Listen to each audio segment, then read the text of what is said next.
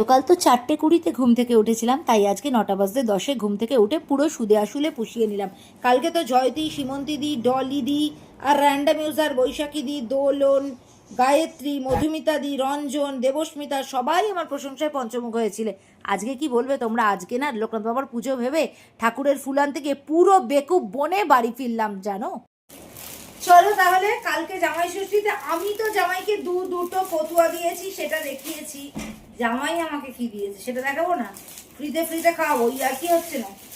এই দেখো, জামাই আমাকে ভীষণ সুন্দর, তোমরা জানো আমি রকমারি নাইটি পরতে পছন্দ করি, একটা খুব সুন্দর নাইটি দিয়েছে।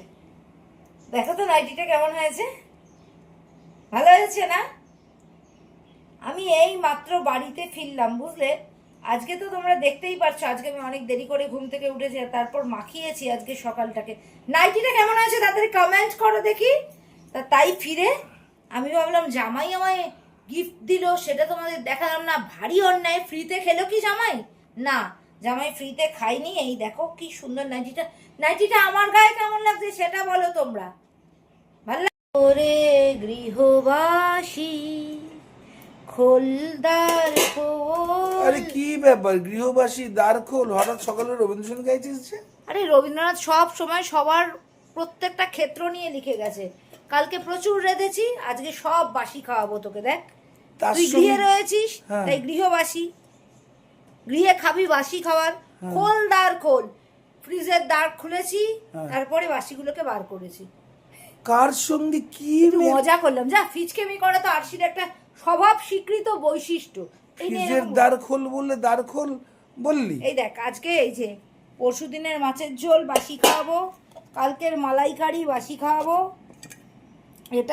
এটা কি মুগের ডাল বাসি খাওয়াবো, কালকে হলো ডাব চিংড়ি বাসি খাওয়াবো, ডাব থেকে বার করে রেখেছি, কালকে শুক্তো, কালকে ইলিশ ভাপা 1 পিস বেঁচেছে, আর কি ভেটকি মাছের পাতুরি 2 পিস বেঁচেছে।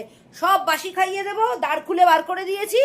আর ভাতটা টাটকাই খাওয়াবো, চিন্তা নেই। আয় তোকে কি দেই দেখ, এই যে বাসি খাওয়ার খেয়ে বাসিকে ভালোবেসে তুই যেন যাস না টেসে, সেই জন্য তোর ইমিউনিটি পাওয়ার বাড়াতে টাটকা ফল কেটে দিলাম।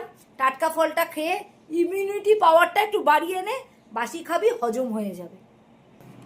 প্রথমে মুসাম্বি দিলাম, ডিটক্স করে নিবি। আপেলটাও তোর ফ্যাট কমিয়ে দেবে। তারপরে আম, আবার একটু মুখের স্বাদ বাড়াবে। কলা, পটি পরিষ্কার করাবে।